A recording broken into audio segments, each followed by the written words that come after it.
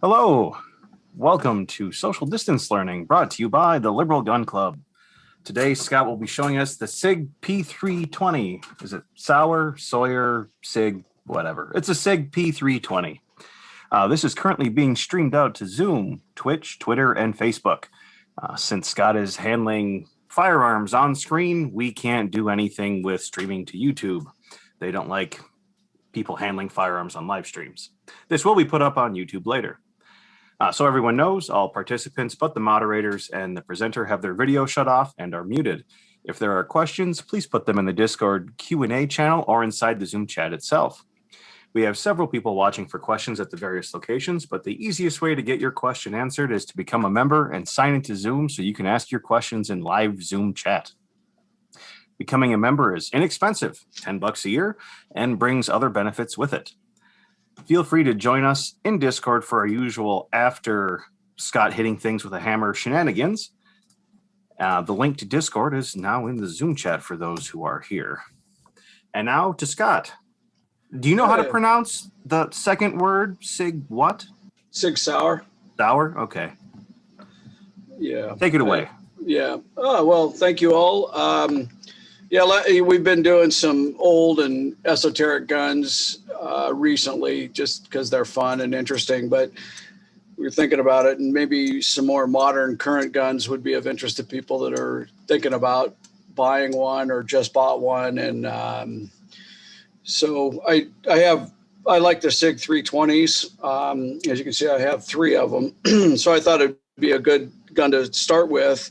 And figure I'll take it apart. I'll explain the pieces and what I'm doing, and answer questions about the gun, and hopefully enlighten somebody or give some useful information.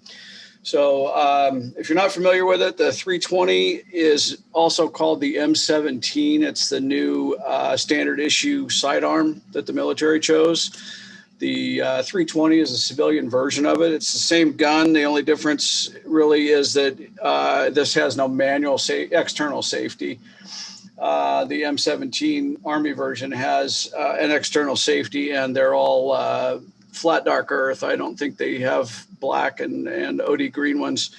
I could be wrong, but all the ones I've seen are flat dark earth. And I think there's a civilian version of it that comes without the safety called an M18, but I can't keep up. They keep cranking out new versions of this thing. There's the Legion and a whole bunch of high-end versions of it with metal frames. This is a polymer frame. The standard issue one is just a polymer frame. So I have 3 examples here. This is my the gun I use for IDPA. As you can see, everything is unloaded. And I have no ammo on the table with the exception of these snap caps.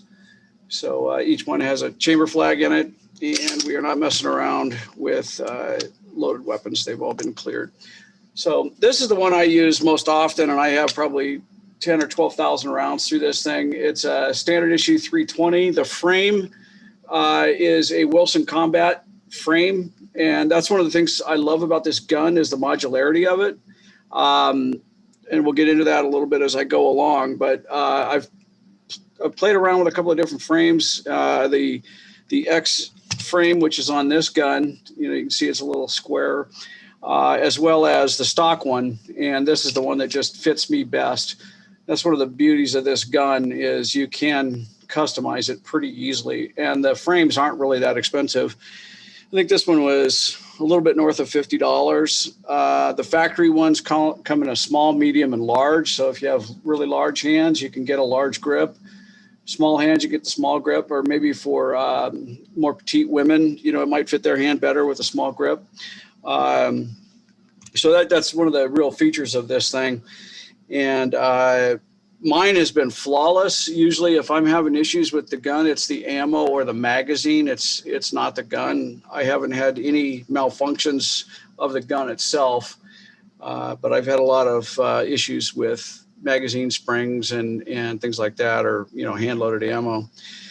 So anyway, I figured I would kind of walk you through the 3 that I have, explain some of the differences, and then I'm going to take this thing apart and show you all the pieces and then put it back together. But this is my X5 Legion, and it's more or less the same gun. A lot of the parts are, you could take this slide off and run it on this gun if you want. I could run this, never put this slide on this frame, but you could take the FCU, what's called the fire control unit, which is the piece that is serialized, and it's considered the gun by the ATF, and you can swap that out and put it in this gun, which then this gun changes, the whole chassis changes serial numbers anytime you move these around. It's interesting because when you buy it, you're really doing the background check and everything on the FCU. The frame doesn't matter, which is really interesting. This is a subcompact. They don't make this one anymore. But once again, the critical pieces of it are interchangeable with the other two. And I ended up robbing it of a part over the weekend, and I'll kind of explain that. But this was kind of obsoleted when the 365 came out. It's a little chunkier gun, and it holds 12 rounds. On the 365, I have one, and it's just better for everyday carry than this. This would be great for everyday carry if you had much bigger hands, or the 365 didn't fit you. This frame is a little thicker. But they don't make them anymore.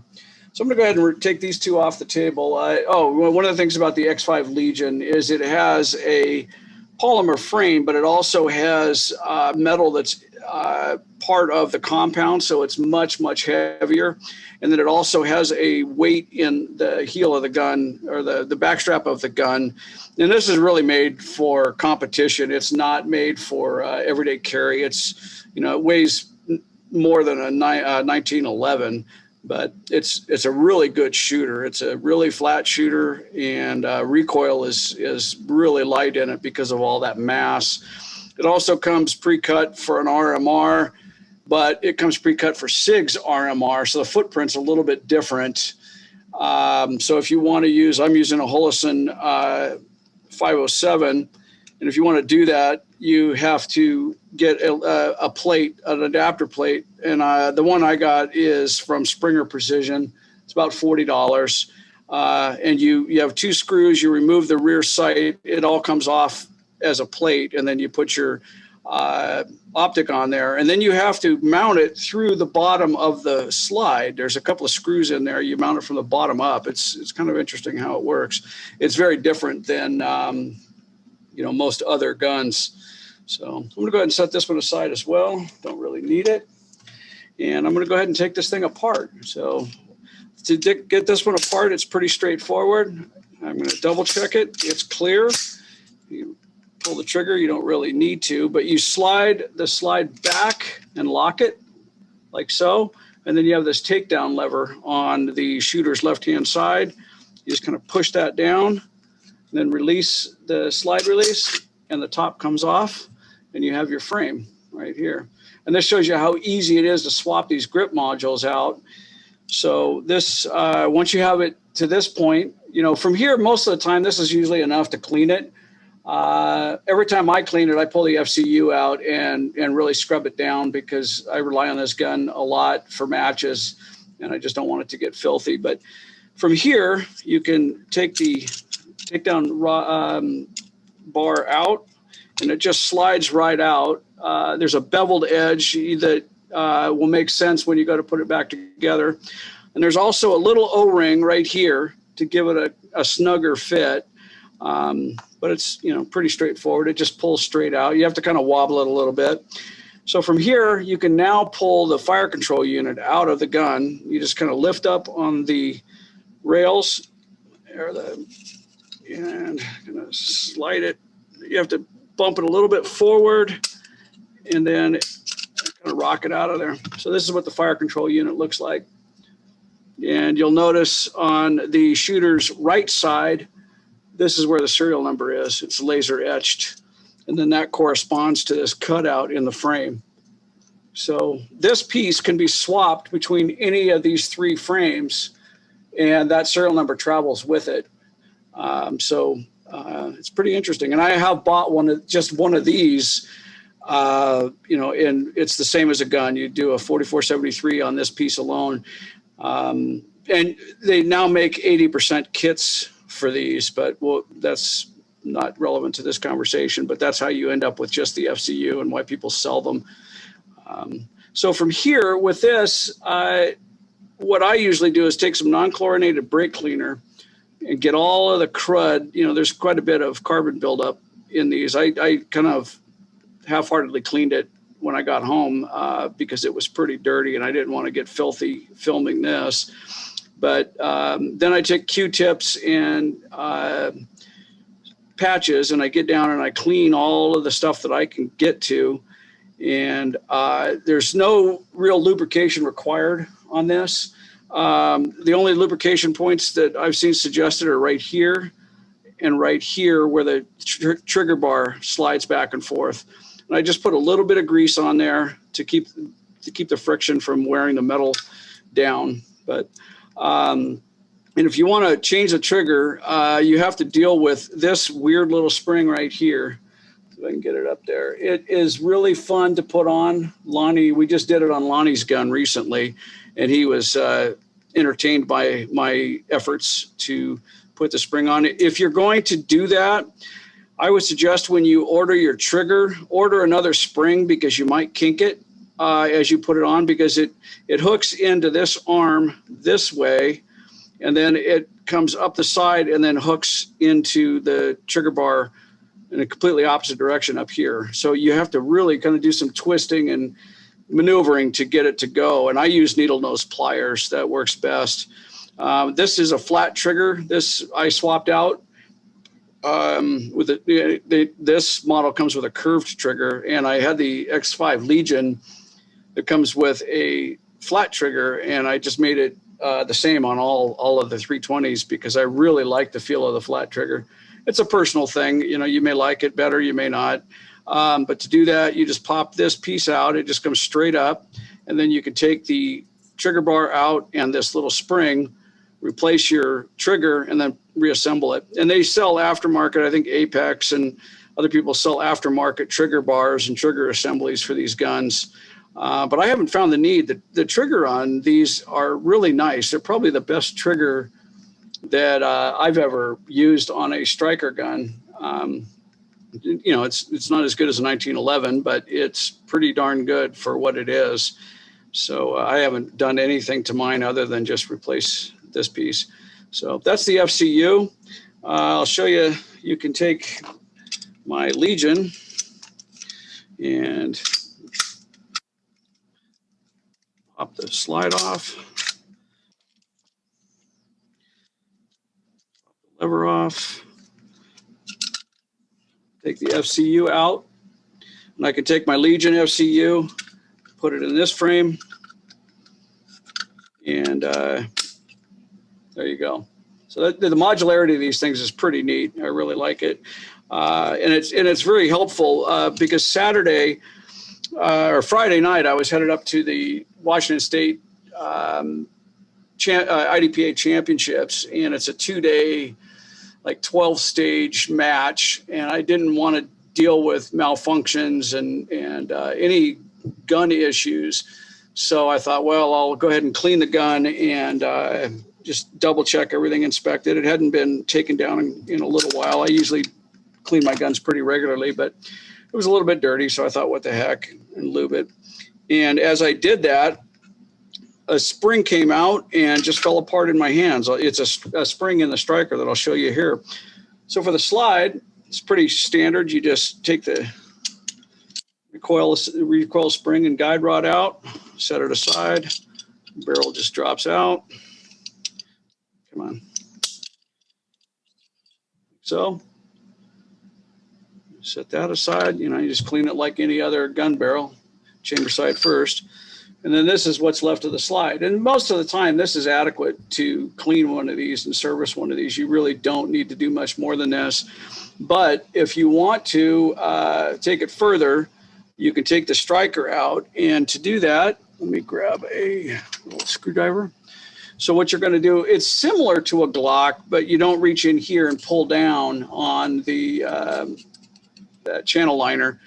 You have this little spring and rod up here for the extractor. So you're going to push down on that, And I'm just a little Phillips screwdriver works pretty well for this. You just kind of push down and then slide your thumb over down that rear plate. Oops, thumbs are oily. So you just slide that down like so. That comes right off. And now you can just slide your striker out. And this piece is, you can replace this thing as a whole. They're about $45. But with mine, what I noticed is there's a little spring right here. You can see the little loop of it. It goes around here. It's coiled around here. And this is part of the internal safety mechanism. And when I took my striker out, this spring came out in 3 pieces. So I'm glad I inspected it and, cleaned it before the match. Now, it wouldn't have stopped the gun from running, but it would disable one of the internal safeties. And on a striker-fired gun, most of them that don't have any kind of an external safety, those internal safeties are critical. So I did not want to risk one of those being disabled. So what I was able to do is pull the striker out of my subcompact and slide it right into this and get it back in service. And then I've just ordered the spring. It's kind of difficult to find all of the little individual components of the FCU. They're never in stock, and I think most people just replace the entire striker.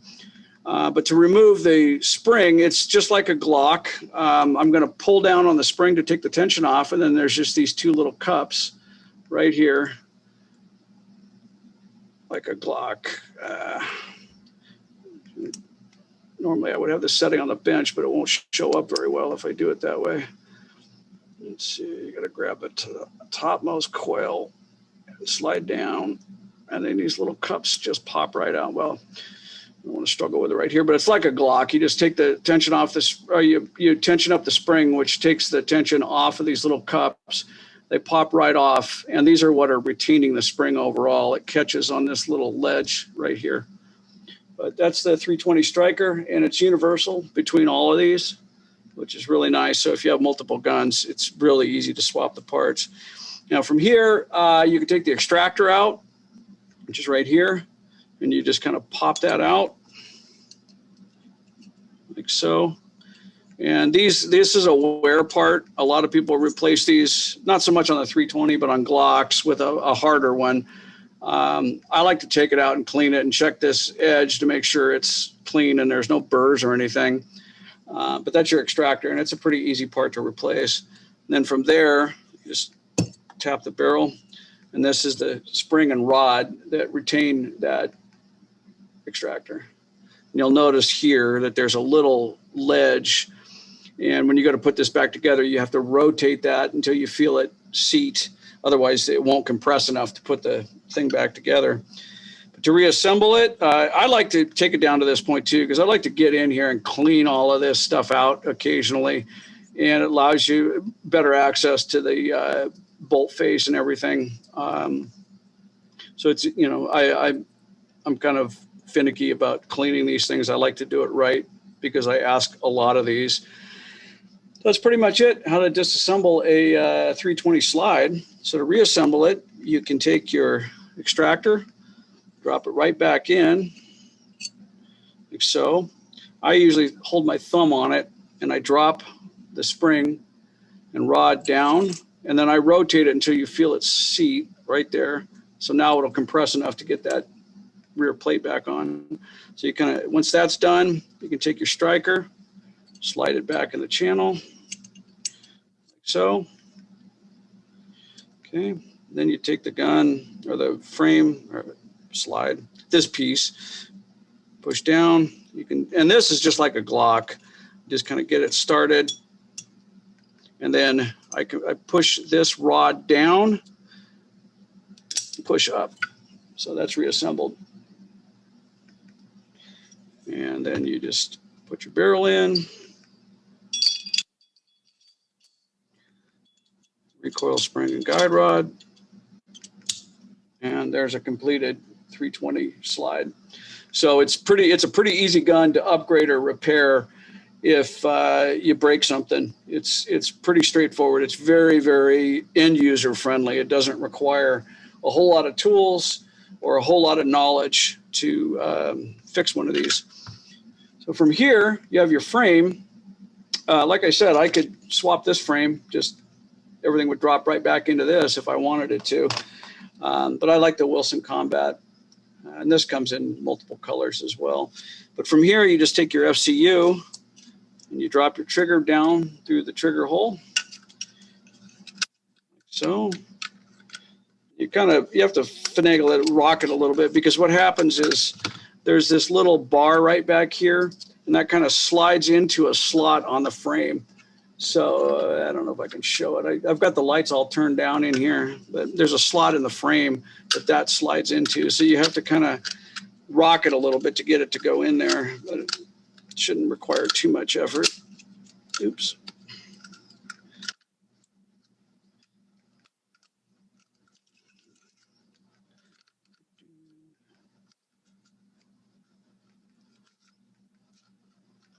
Come on. Like I said, it's pretty tough to do. It's actually very simple. I don't know why I'm struggling with it today. Maybe I got it too clean.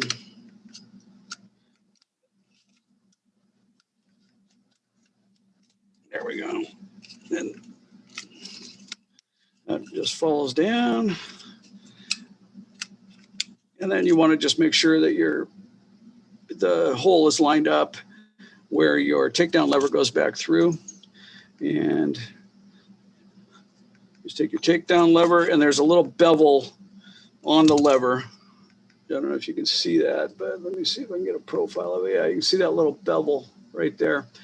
And there's a little beveled piece inside here. So you want to line those two up. It won't go in otherwise. And you're not going to screw anything up if you don't do that. It's just not going to go together.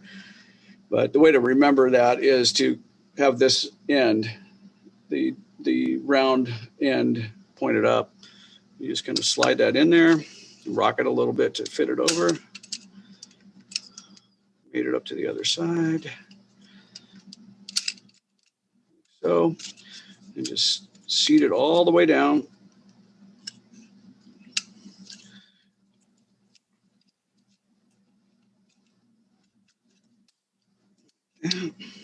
So then that just rocks back and forth like that.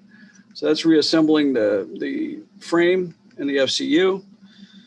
And then put it back together. You just slide on top.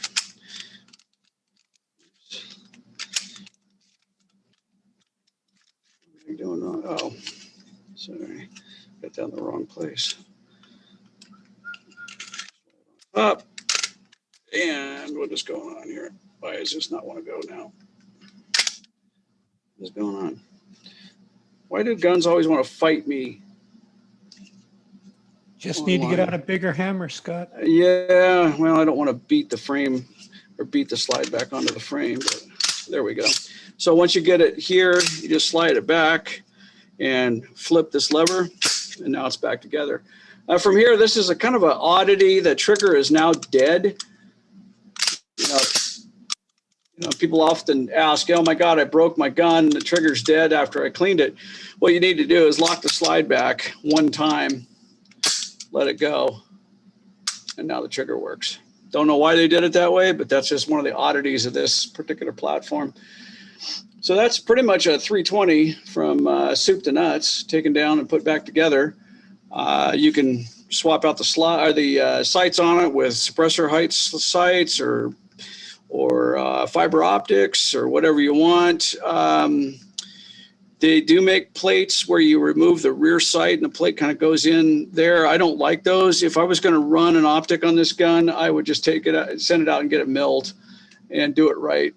And I'm going to show you the slide on the Legion, just show you how the optic goes on there. But so that's a Sig 320 taken apart and reassembled. I love them. They're great guns, but not for everybody. Of course, not everybody likes what I like, though they should.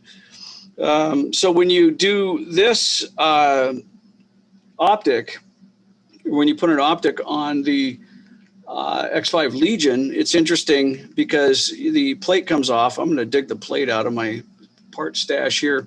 And then it is mounted from the bottom up, there's a screw down in here. So you have to remove that extractor spring, like I showed you in the extractor. And then there's another screw right here. You put those two in and torque them to spec and then put it back together. And that's what holds that plate on. And then the optic is mounted to the plate. It's kind of interesting. Let me see if I can find the plate for you and kind of show you what that piece looks like. There's so many pieces and parts. Oh, there we go. There's the drawer with SIG parts. All right.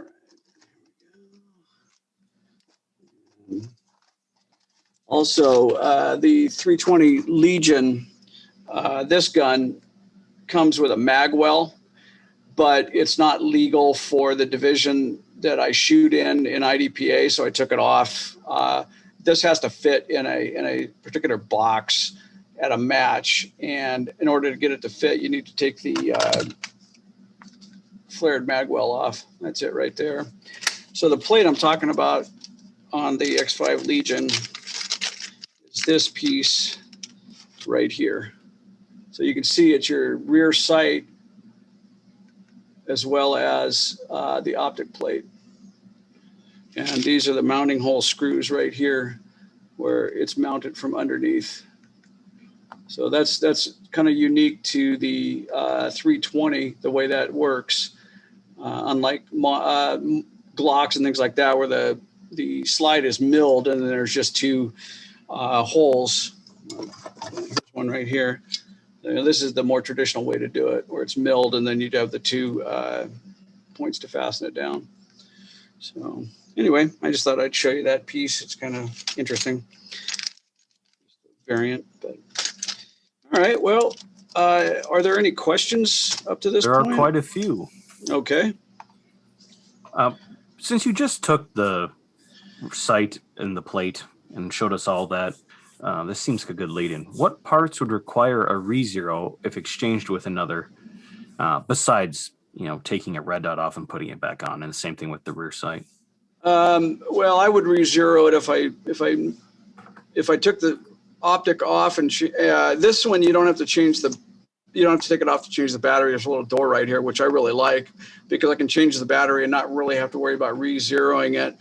But if I messed around with the plate at all or detached the optic from the gun, I would re-zero it. It should be quick and easy. If they lose zero, it's not off by a ton. At least this optic and the vortexes that I've used, they may be a little bit off, but not off by a mile. So it's pretty quick to get them back on zero. So that's what that, but I have a inch-pound torque wrench, and I check these screws quite often to make sure. I have a friend that shoots a 92, a Beretta 92 series. And for whatever reason, the Langdon tactical slides, those screws come loose. And it's really frustrating. We've been messing around with ways to try to fix that without using red Loctite. So I'm kind of fastidious about testing these for torque and making sure. But this one has never come loose on me. So because the barrel slide assembly, all of that's not changed when you swap out an FCU, you don't have to re-zero on anything that's part of the frame or anything. Okay. No, I mean, if you took one slide off and ran it on another gun, I would double check it because theoretically it shouldn't change, but I don't trust it. I would just rather confirm it with 3 or 4 rounds. Gotcha. How does pricing compare to the other striker-fired polymers out there? The bone stock 320, which is this one, is about $550, I think, south of $600, depending on where you get it and get it on sale. And it goes up from there to like $1,200 for the super high end. The Legion's about $1,000, and then they have some special edition ones that go higher than that. But the bone stock, the more popular one than this is the full size, but the carry size is more popular. It's more like a Glock 19 size versus this one, which is quite a bit bigger. What are your thoughts on using a single P320 as both competition and carry and swapping out parts? I think as needed. I think it'd be a great gun. I like to shoot the full size for competition because the matches I shoot, we get targets sometimes, out to, oh gosh, I don't know, 20 yards, 25 yards occasionally. And I have shot my subcompact at that distance, and it does fine. But the point of aim is a little bit different. But it can be done. These guns will do that with some practice. So, a carry-sized 320 would be a great gun for both. Gotcha. Well, what's a good source for magazines? Oh, yeah, I should mention that. Well, there's a place called, Osage County Guns is usually where I order SIG parts, including magazines. But for a genuine SIG mag, you're going to pay from $50 down to maybe $40 on sale. So Osage is good. Gun Mag Warehouse usually has them in stock. They're not super cheap. But I did find an aftermarket mag. I won't touch Pro Mag branded magazines in anything. They're just junk. I know they run well in some guns, but they're just garbage.